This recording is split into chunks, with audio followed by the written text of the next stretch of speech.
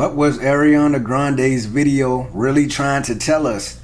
Ooh, Illuminati. It's like, we about to get to the video, man. If you're new to the channel, make sure you like, share, and subscribe. Yeah, man, we got some Ariana Grande content. Shout out to Ariana Grande. I remember when I was young, I used to have a crush on her, actually, when I was real super young, when I used to watch Victorious and shit. Yeah, I remember Victorious back in the day when y'all probably a little bit too young. I don't know, man. I don't know. But shout out to The Truth Is. The Truth Is. He makes some great content. But let's get to the video, man. I see what's going on with Ariana Grande. You didn't hear her name in quite some time now. But apparently she dropped the album. Let's get it. Ariana Grande just released the darkest music video of the year. Not only does she depict industry executives treating talent like dirt, but they are presented as literal demonic figures.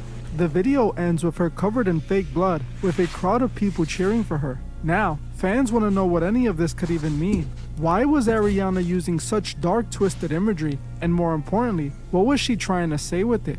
Well, it seems that this exec is the key to understanding all of this. If you look closely, he seems to directly resemble a... Well, hold on, time out. I don't mean to crack jokes right now, but why is his ear so big?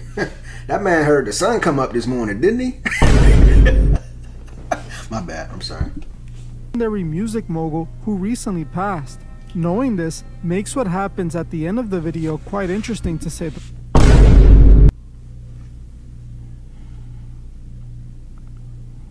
I'm sorry. I did not know that. I did not. Look closely, he seems to directly resemble a legendary music mogul who recently passed. Knowing this makes what happens at the end of the video quite interesting to say the least. Let's take a deeper look at Petal to uncover what Ariana Grande was really telling us. By the end of this video, you will never look at her the same way again. Over the last decade, fans have noticed that Ariana was going through a drastic transformation right in front of the world. Not only had her appearance changed completely, but even the way she acted and spoke in interviews wasn't the same. When she was running around with Cynthia Erivo, there was so many weird moments that left everyone confused. It was like she was becoming a whole different person. It got to a point where some people were genuinely concerned about her well-being. They wondered if she was joining the long list of celebrities who eventually break down from the pressures of the business. While Ariana never seemed to address this directly and just brushed it off, it now seems this video could hold the answers to this mystery. The music video for Petal seems to be one about vengeance. On the surface, it's about an aspiring actress trying to land the role, but the executives keep rejecting her because of her appearance and lack of sex appeal. Every time she is rejected, she tries to change herself to comply with the request, hoping that in the next audition they will cast her. But after they deny her several times, she snaps, grabs a chainsaw, and goes Scarface on the executives. After she's finished, she casually walks out the audition covered in fake blood into the waiting room, where all the other girls immediately start to cheer. And then she walks off the set, and it turns out it was all a part of a movie role, and she got the part.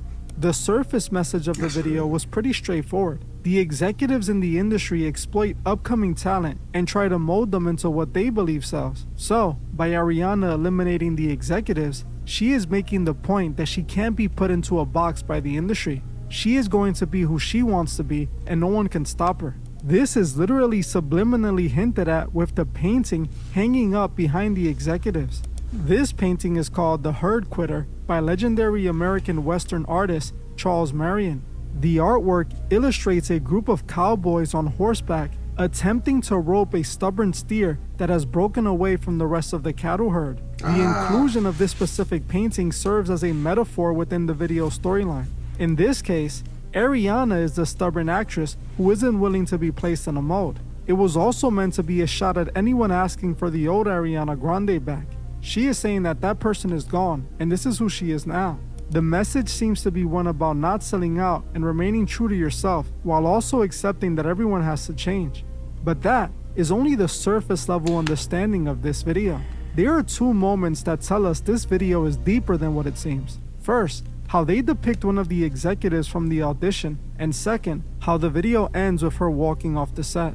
When Ariana is shown in the meeting, the executives are depicted like demons with creepy, exaggerated facial features and sinister looks. They are heard saying the same industry cliches we always hear and are being extremely rude and demeaning to her. It seems this was meant to represent an industry meeting and demonstrates how bad the power dynamics between executives and talent truly is. This depicted just how much control they have and how artists are really just a product to them. They have the power to deny her. That's why I could never be in Hollywood, nigga, because I'm gonna do what the hell I want. Ain't no executive finna tell me nothing. And if y'all invite me to the Hollywood parties, nigga, I'm going just so I can tell all the secrets. Continue. Because she isn't the product they want to sell.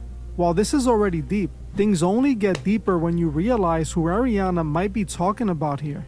When I watched it, the way they depicted this executive stood out to me immediately. I instantly felt that he looked familiar, and that's when it hit me. That man seemed to closely resemble Clive Davis. From what I found, they don't confirm that any of these execs were inspired by real industry figures. They are just supposed to be the generic industry archetypes. Yet, the main guy literally resembles one of the top executives that ever lived. Now that could just simply be a coincidence, right? But what happens next makes this seem like it could have been intentional. After getting rejected, Ariana quite literally takes out the executive, essentially ending his control over the music industry, freeing her and all the others trying to make it. This blew my mind because we all know Clive Davis recently passed away just a few months ago. Many felt he was one of those executives who gave the industry a bad name. The stories about him made him seem as if he acted just like one of those monsters depicted in the video. A greedy executive who treated artists like a product and not a person. So the resemblance could be simply a coincidence, but it could also have been an intentional message about Clive. Maybe Ariana was trying to say that Clive, or people like him, represents the old system that Hollywood operates under. By depicting herself stopping them, she is trying to say that their way of running the industry is aging out. The big executives that operate this way are getting older and passing away. This is what I interpreted this scene as. But what do you think it means? Was this supposed to be a secret nod to Clive Davis and those like him, and how their way of running the industry is coming to an end? Or was their resemblance just a mere coincidence? If it is, this is crazy because not only does he look like him, but he is acting just like him. Add this to the fact that they purposely put prosthetics on his face to make him look that way, and that by the end of the video he passes away. It feels like all of this was too intentional and I think it's a coincidence. Now, while Ariana shows herself destroying the old Hollywood system, at the end, she depicts herself still being a part of that very world. After she deals with the executives, she walks off a movie set, showing it was just a part in a movie and that she was still in the industry all along. This moment was very telling because in the video, she was depicting what it is like for upcoming talent and what has to be done to get the executives' approval. They have to quite literally sell out and become someone they are not for fame. Hollywood doesn't push talent, it pushes a perfect product. The fact that Ariana shows herself as an actress on a set suggests she is one of those who chose to become a product to satisfy the executives. This could explain why it seems she has changed so many times over the years. It might be because she was never truly in control of who she is. She's just a product who becomes whatever the executives tell her to be. When she started acting, she was told to be a stereotypical dumb pretty girl. She was forced into that role if she wanted success. When her music was blowing up in the 2010s, she was told to act more hip-hop because the genre was dominating at the time. Ariana not only made hip-hop inspired tracks, but she started talking and acting like she was a part of the culture. When she was cast in Wicked, we again saw her change herself to fit whatever the industry wanted her to be to sell the movie. Ariana started acting like an innocent childlike person in her interviews and public appearances. Some felt that she was just acting like this because she was embodying the character. Those old moments during her Wicked press run could have been because the executives felt this is what she needed to be. This could explain why she goes through the drastic overnight changes where she becomes a whole new person. It's like she is telling us she changed herself for the industry, and she is the exact opposite of who she portrayed in the video. She isn't one to refuse to sell out. From what she depicts, she always chooses to change herself whenever they tell her to. While she depicted herself taking out the executives, at the end she reveals they still hold the power over her when she walked off their set. This could explain everything that we have seen over the years. It could also explain some of the other strange things she's done. Sometime back, I made a video about Ariana discussing the beliefs she was into. is there an in-between anywhere where rap Absolutely. meets the universe? Yeah. I'm somewhere in between. I've learned. I don't know. I sit somewhere between being a literal witch, I'm not kidding, and being like the most realistic, cut, dry, like, you know. From what she said, it seems... Man, y'all ain't asking the real questions, man. That's why I should be the interviewer. The first thing I'm asking somebody that I meet in the industry, are you a part of the Illuminati, or is the Illuminati real? I just want to know. I want to know what answer they're going to give me. They probably going to say no and try to make it seem like it's not a real thing. Me personally, do I think it's a real thing? No. But it don't hurt to ask. I'm finna ask people in the industry. I ain't finna just guess and assume there's no Illuminati, because I would never know. You get what I'm saying? I know damn sure they ain't inviting me nowhere, because I know for sure I'm coming back and telling everything. Why she I'm is gonna into drop some all. form of I'm witchcraft. gonna tell all the secrets. This interview was done right around the time she was promoting Wicked and also working on her new album. In Wicked, she played a witch, and her album seems to have drawn some inspiration from actual occult beliefs. Mainly, she incorporated the concept of Saturn's return into her project, literally titling a song on the project after it. Your life has meaning, right? Yeah, for sure. I mean, even tarot cards. When I went to the studio, you gave me a reading. You've been doing readings on set. Yeah. What do you look at astrology for? Is it understanding of what you're going through? Is it an understanding of what will be? Yeah, I think it's kind of a tool to help us hear what we need to hear sometimes, and kind of... I ain't gonna lie. Them tarot cards and those them psychics, they scared the shit out of me. Cause I don't want to know nothing about my life. If any one of them come around trying to do a reading on me, I might somebody gonna have to fight me. I might try to swing on somebody just off the reflexes alone. I don't do no reading on me. I don't want to know nothing about what's gonna happen in my future. Don't tell me a goddamn thing. Them motherfuckers scare me. If I see one of them in person, I'm running away. You can't do no reading on me if I'm nigga, if I'm far away from you. They probably still can. Who knows? You know what I'm saying? Ain't no telling what they'll do. In my mind, they trying to do something demonic to me. So I ain't with all that tarot card reading shit.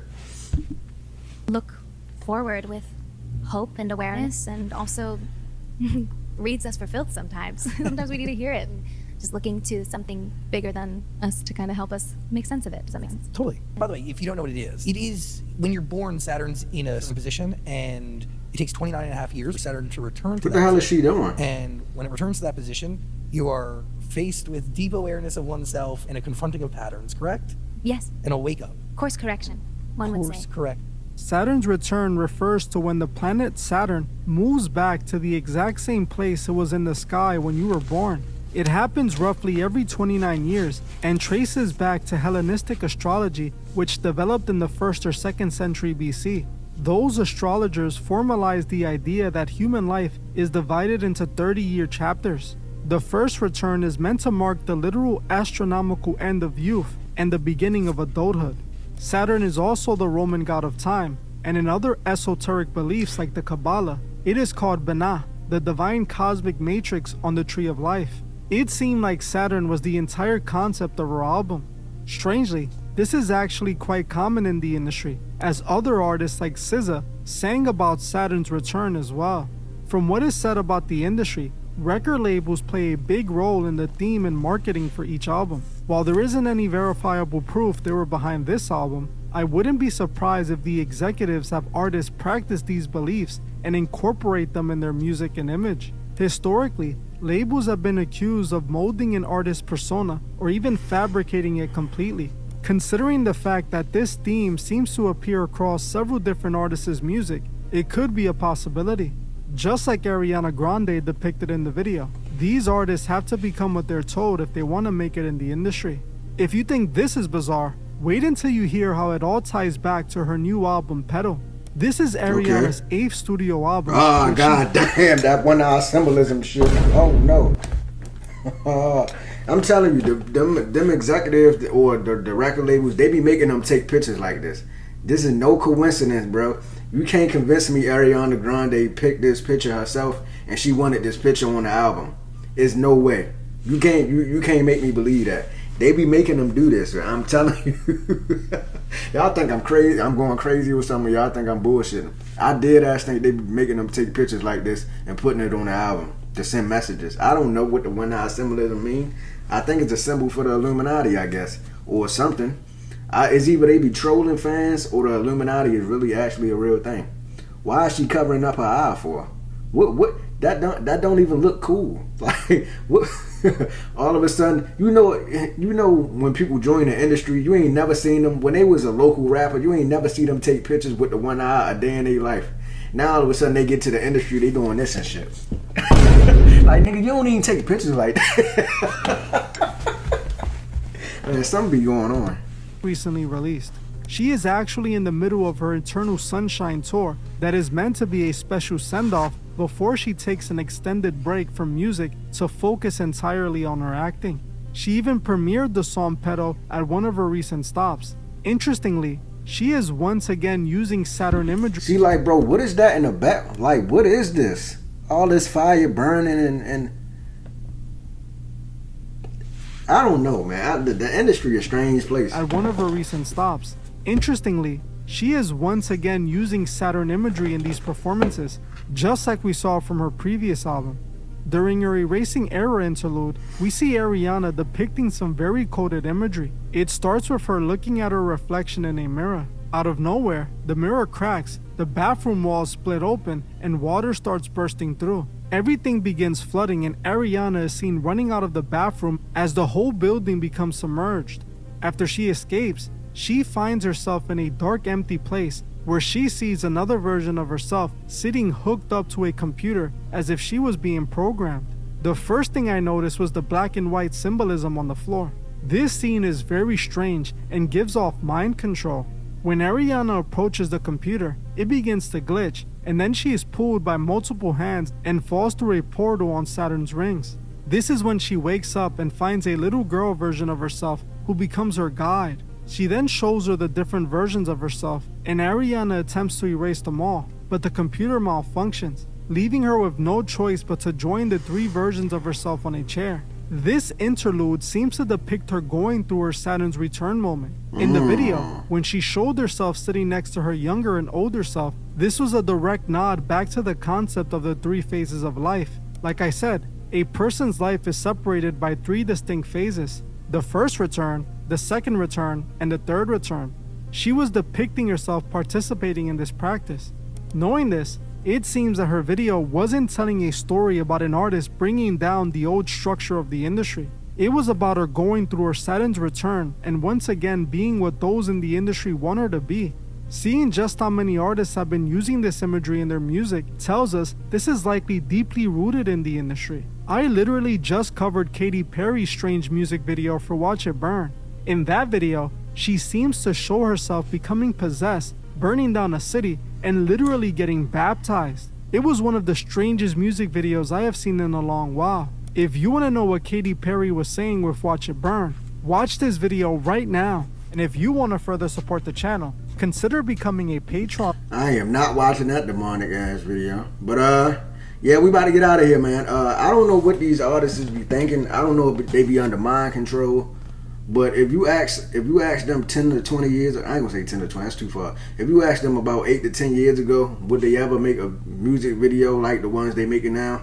They'll probably tell you hell no. Now all of a sudden they get to the industry, now all of a sudden they making videos like this. I don't know if they under what's that shit called? MK Ultra. Matter of fact, I don't believe none of that shit. Anyway, we out of here, man. If y'all enjoyed that reaction video, make sure y'all like, share, and subscribe. And yeah, nigga, the Illuminati ain't real. There's no such thing as the Illuminati. If it is, Illuminati, come get me, man. I've been waiting to be famous for a long time. But anyway, it's like, nah. But anyway, I'm out of here, man. Make sure y'all smash that like button for your boy. And I'll see y'all in the next video, man.